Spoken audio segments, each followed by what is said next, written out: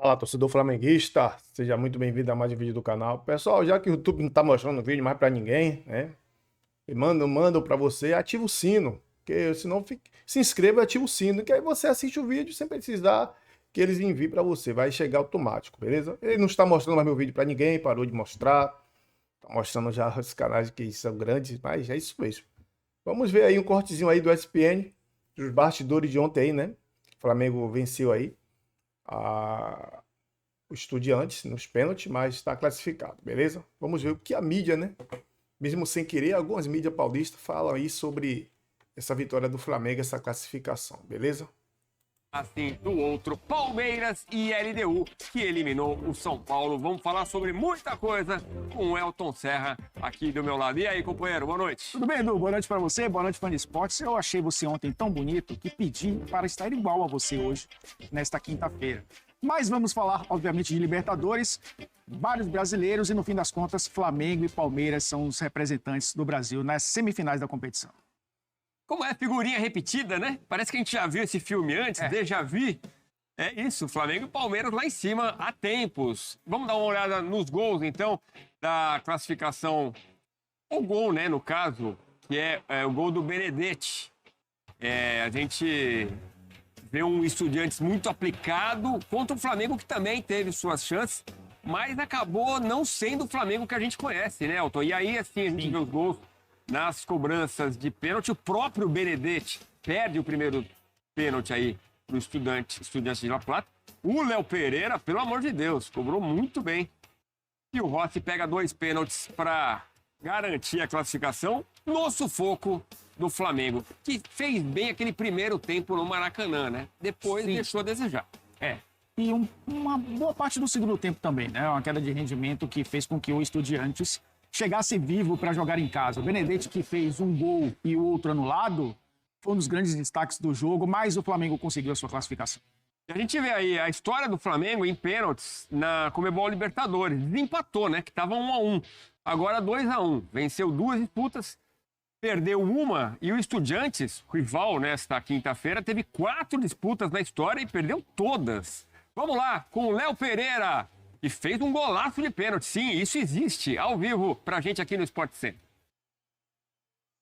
A gente esperava um jogo mais, não tranquilo, mas a gente esperava sair melhor com a bola. Mas é também de se dar muito mérito para a parte defensiva da equipe adversária, que estava muito bem hoje e realmente parecia que estavam se desdobrando em várias regiões do campo. Um jogo muito difícil de penetrar na equipe adversária e a gente teve, assim, alguma dificuldade, mas a gente não deixou de tentar fazer o nosso jogo. A gente sabe que é muito mais fácil você defender do que atacar. E assim, com a bola a gente teria que estar um pouco melhor, um pouco mais fino com a bola. E creio que a gente tem que melhorar para próximos jogos do Brasileirão e da Libertadores, porque vai ser preciso, são jogos cruciais que quando a gente está fino, a gente sabe que a gente é crucial e nos dá uma certa vantagem. A lição que dá para levar para a próxima foi o combo do confronto. Porque no Maracanã você estava dando 2-0 muito rápido. Parecia que ia ser 3, 4, não saiu. Houve a questão do árbitro no Maracanã. E, enfim, veio para cá com o resultado mais apertado e hoje essa dificuldade. Vocês decidem fora também, contra o Racing. O que dá para levar de um time argentino também? O que dá para levar de experiência, de lição? Como eu falei ali agora, é um jogo muito gostoso de jogar. Jogo de Libertadores, na Argentina, é realmente um privilégio. Vestir na camisa do Flamengo ainda, não dá nem para comentar o quão importante que é a gente estar dentro de campo. E a gente pode levar assim de lição a atmosfera que foi colocada aqui hoje, desparabenizar aos torcedores da Estudiantes que fizeram uma bela festa hoje. E, cara, eu acho que a gente tem que, sim, pensar em ser mais cruciais quando tiver oportunidade. Assim como a gente foi nos 10, 15 minutos do jogo no Maracanã. Depois tivemos a oportunidade de fazer até o terceiro, quarto.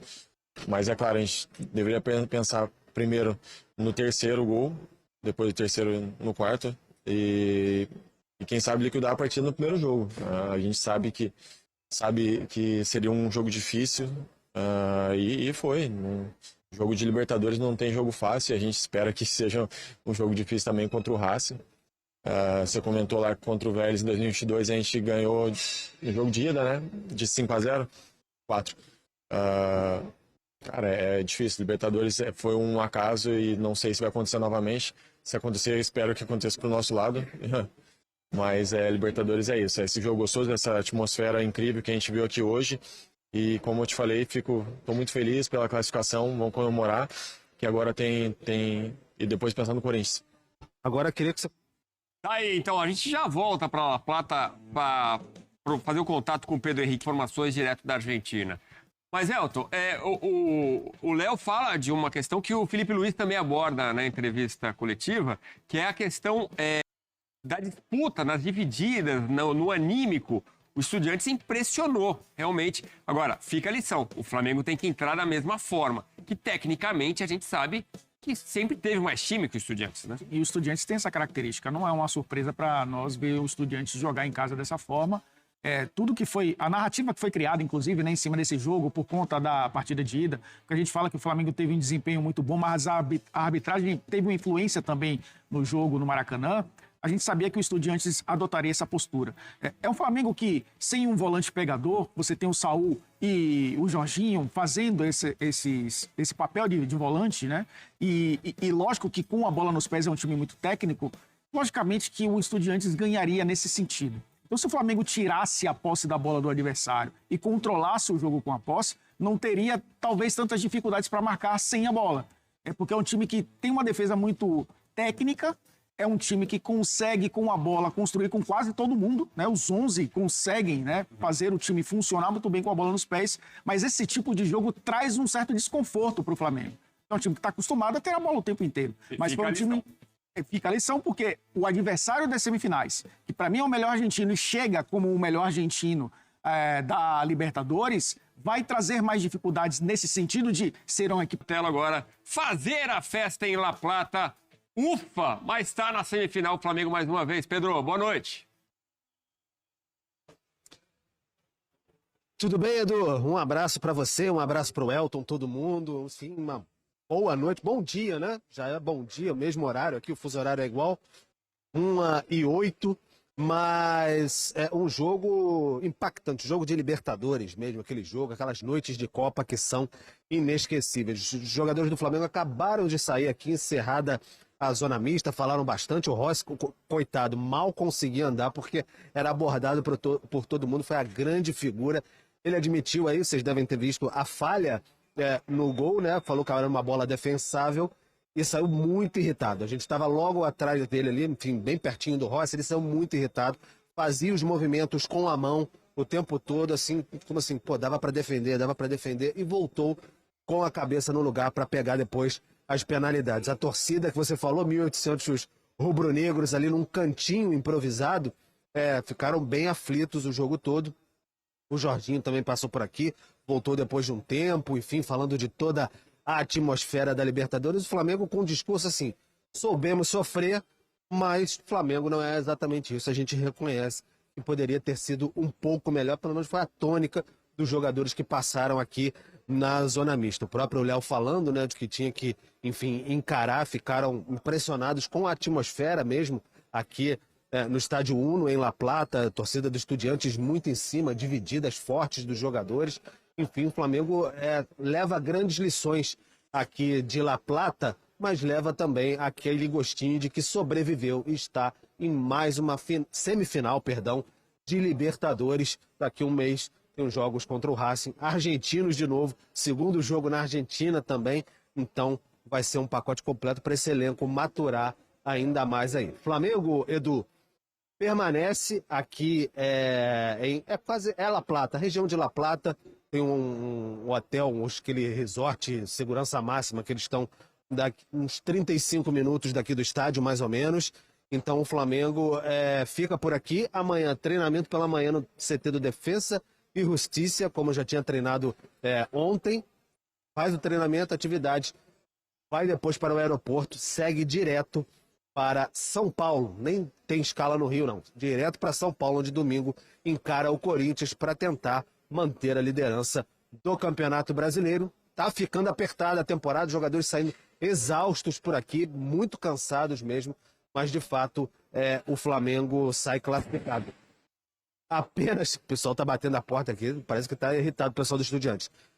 Para devolver para você, Edu, antes de complementar a informação, o Flamengo chegou aqui, teve o segundo ônibus, são 2 ônibus, um ônibus dos jogadores, outro com a comissão técnica. O ônibus da comissão técnica foi atingido por pedras, os vidros foram quebrados, mas não houve ninguém machucado nem nada. O que temos, lamentavelmente, vivemos mais uma vez, temos até imagens, acho que depois podemos, enfim, passar e tudo mais, a gente teve acesso, de dentro do ônibus, pessoas do Flamengo fizeram imagens de torcedores imitando macacos para o ônibus do lado de fora. Então, mais lamentável episódio de racismo, assim, como infelizmente tem sido tônica em vários jogos de brasileiros na Argentina, enfim, em outros países, pela Libertadores, Edu.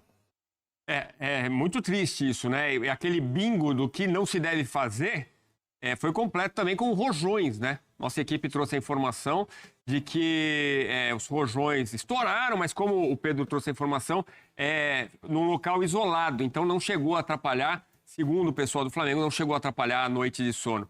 Pedro, muito obrigado, então. Vai descansar, companheiro, que o seu trabalho foi árduo, a gente já vai conferir o seu trabalho na Zona Mista. Faz assim, chama você mesmo, os personagens do jogo, aí você se despede já. Obrigado, Pedrão.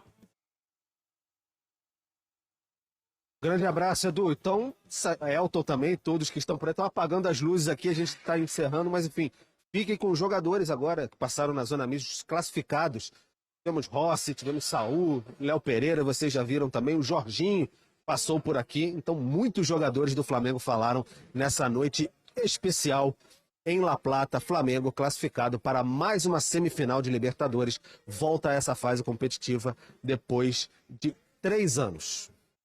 A gente, de todos os títulos que tem conquistado aqui, essa geração, sempre passou por dificuldades, por jogos assim. Hoje foi mais uma vez e mostrou a fortaleza do nosso elenco. Quando um está bem, o companheiro tem que entrar e dar o seu melhor. Hoje fomos muito bem nos pênaltis. A gente tinha feito um grande jogo no Maraca, poderíamos ter feito mais gol, se acabou complicando o jogo de volta. Mas é isso, sirve como exemplo para tomar daqui para frente. Saber que quando tem a possibilidade de matar o jogo tem que matar. Libertadores, como fala o João Guilherme, traiçoeiro. Assim que, bom, com certeza isso aqui nos fortalece muito. Primeiramente, muito feliz. Quizás no jogo fiquei com um pouco na bronca, né, por conta do gol. Eu acho que foi um chute que foi rápido demais, mas eu pessoalmente me cobro muito, eu sei que errei, porque foi um lance que eu só tentei desviar a bola foi mais rápido do que esperada. Aí quando eu botei a mão foi um pouco leve, a bola entrou, nem eu acreditava que tinha entrado. Fiquei muito arrependido por conta do gol, mas além disso a posição de goleiro é assim. Hoje teve a possibilidade de errar no jogo, mas garantir a classificação do time, além do grande esforço que o time fez, as situações que o time criou. E meus companheiros chutaram muito bem também nos pênaltis, não é para desmerecer ele também, mas a gente aqui se caía todo mundo e a gente ganhou e sai todo mundo feliz. E agora é continuar trabalhando, agora já é virar a página e já pensar no jogo domingo, que vai ser muito importante também.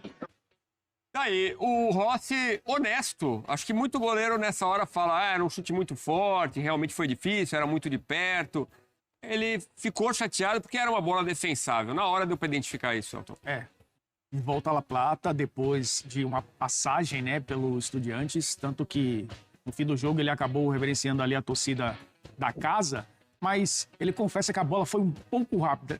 O chute era defensável e ele disse que o movimento dele para tentar fazer a defesa foi muito lento em relação à velocidade da bola. Então ele assume realmente que acabou falhando, mas a velocidade de reação, né, nas 2 penalidades que ele defendeu, compensaram, né? Aí vira herói, né? Pensou demais. Benedetti e o Ascaciba. Eu, se sou dono de um time, eu falo, você que fez o gol durante o jogo, não vai bater. Porque o que acontece, o que isso se repete no futebol, né? É uma grandeza. Mas no tempo normal, pelo menos, quando acontece um pênalti no tempo normal, o cara acerta nas cobranças de penalidades ao fim do jogo, aí acontece algo inesperado para o batedor, né? O herói vira vilão. Mas no caso do goleiro tem isso, né? O vilão vira herói, né? Nos primeiros 90 minutos ele assume essa falha, a gente tá vendo o gol aqui atrás, né? Ele cita essa velocidade de reação dele um pouco mais lenta, mas nos pênaltis o Rossi acabou sendo decisivo. Claro, e mais um uma goleiro vez, do nível do Rossi. Não é que é uma bola fácil, a bola realmente vem forte. Mas por um cara que nem o Rossi, você espera que ele faça uma defesa dessas, né? Mas, Edu, fundamental também na classificação do Flamengo. É um jogador conhecedor da competição e que é importantíssimo para esse sistema defensivo ter tranquilidade para trabalhar, porque é um goleiro com muita segurança e eu acho que ele assumir a responsabilidade pela falha mostra que ele tem confiança no trabalho dele, porque não mascara, né, algo que todo mundo viu. Então ele tem personalidade para dizer não, errei, e no fim do jogo acabou sendo fundamental. Ele destaca, mas os meus colegas cobraram muito bem. As cobranças foram de almanaque do Flamengo. Vamos ouvir Felipe Luiz, depois da classificação rubro-negra, semifinal da Conmebol Libertadores. Foi um jogo muito difícil. Um jogo onde o nosso adversário faz um sacrifício na fase defensiva imenso. Todos os jogadores se involucram muito para defender. Eles induzem muito você a jogar por dentro para sair no contra-ataque. Então, é um jogo ao mesmo tempo que eles te concedem os espaços, eles aproveitam as perdas da bola, os contra-ataques. Isso gera frustrações, isso gera, às vezes, que o time faz com que o time se parta muito durante o jogo, e principalmente a forma que eles têm de atacar, que é com lançamentos, bolas longas no atacante e jogo por fora, né? Então esse tipo de jogo, claro que não é fácil. Para vocês verem um nível que é difícil jogar quartas de final da Libertadores, né? Sei que talvez os titulares das manchetes de amanhã serão Flamengo passa mais alguma coisa, né? Sempre tem, mas a verdade é que a manchete é só uma. O Flamengo está na semifinal, fez o jogo em casa, a eliminatória tem 180 minutos e no final se decidiu nos pênaltis, onde passamos. Se passamos, merecemos passar. Optei por deixar os jogadores no campo para os que poderiam bater pênalti, no caso do Jorginho. Eu queria ter tirado o Jorginho antes, mas imaginei o pênalti. O Lino, na minha visão, estava levando perigo por aquele lado, por mais que estava sendo difícil. Ele tem esse 1 contra 1 e esse terço final, tanto é que uma das melhores jogadas de perigo no segundo tempo foram dele. E optei por não fazer as trocas, porque eu acreditava que os jogadores que estavam no campo eram os melhores para poder vencer. Muito bem, então continua o sonho do Tetra. Aliás, o tricampeão São Paulo ficou pelo caminho. Temos 2 tricampeões brasileiros, né? O Palmeiras e o Flamengo nesse sonho pelo Tetra. Temos 64% de posse de bola do Flamengo contra 36% dos Estudiantes. Mas olha como a situação se inverte quando falamos de finalizações.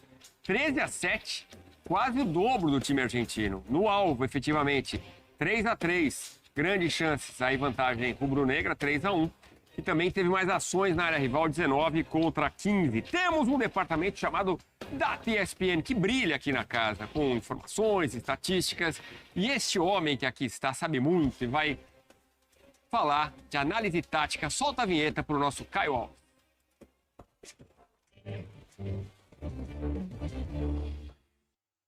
E aí, Caio, já tá em casa aqui, né? Tudo bem? Boa noite. Tô acostumado já. Boa noite, Elton. Boa noite, Edu. Boa noite, fãs de esportes. Estamos aqui novamente, como prometido ontem, falar da classificação do Flamengo, mas trazer também como sofreu na partida contra o Estudiantes. Então vamos falar um pouquinho, como o Felipe Luiz também falou na entrevista, como o Estudiantes, na tônica dele, de jogar muito longo e muito por fora, o Flamengo costumou sofrer bastante durante a partida, acabou se classificando, mas na questão do jogo em si, foi onde se classificou. Então a gente vai começar mostrando como o Carrilho, o camisa 9 do Estudiantes, foi praticamente soberano, digamos assim, nessa questão do jogo aéreo. Teve, esse no caso é o lance do gol, uma questão, além do Carrilho vencer muitos duelos aéreos, uma questão defensiva também do Flamengo, como a gente vai mostrar aqui. Erro no caso do Varela. Carrilho é esse jogador aqui, vou até deixar um pouquinho o zoom mais distante. Carrilho é esse camisa 9, ele foi buscado durante o jogo praticamente todo do Estudiantes nessa questão do jogo aéreo, que é o forte dele. E aí o Na busca de uma casquinha. Exatamente, a famosa casquinha. Desde que o futebol é futebol, é a questão do time que busca dar casquinha para outro jogador ultrapassar e vencer no espaço, como vai acontecer aqui. Erro de quem? Fã de esporte? Varela, por quê? Embaixo é o Varela, lá em cima é o... É o Léo Pereira. Justamente, o Léo Pereira sofreu bastante com o Carrilho nessa questão do jogo aéreo, só que a gente acaba vendo o Varela, ele tendo a dúvida entre ou ficar no jogador das costas dele, que é quem fez o gol, o Benedetti, ou buscar no jogo aéreo o Carrilho. Ele acabou tendo essa dúvida, na hora deixou pro Léo Pereira, só que aí o Léo Pereira acabou chegando um pouquinho mais atrasado, e aí a gente vai ver o Benedetti nas costas do Varela, e aí acabou ganhando um pouquinho mais de tempo em relação ao Varela, justamente pela dúvida que gerou no lateral do Flamengo. Então, ponto positivo aí pro Estudiantes, que acabou buscando bastante esse jogo, como nesse lance que foi o gol impedido do Estudiantes, acabou não valendo, obviamente, mas a gente O do Flamengo gelou nessa hora, hein? Exatamente, a gente vê como o time acabou sofrendo bastante. Mais uma vez, Léo Pereira e Léo Ortiz sofrendo bastante. São dois zagueiros muito técnicos, muito bons. Também duelam, obviamente, porque são zagueiros e o trabalho deles é esse. Mas acabam, por serem mais técnicos do que físicos, acabam sofrendo bastante. Aí, mais uma vez, o Benedetti acaba saindo nas costas do zagueiro do Flamengo. E aí faz o gol impedimento,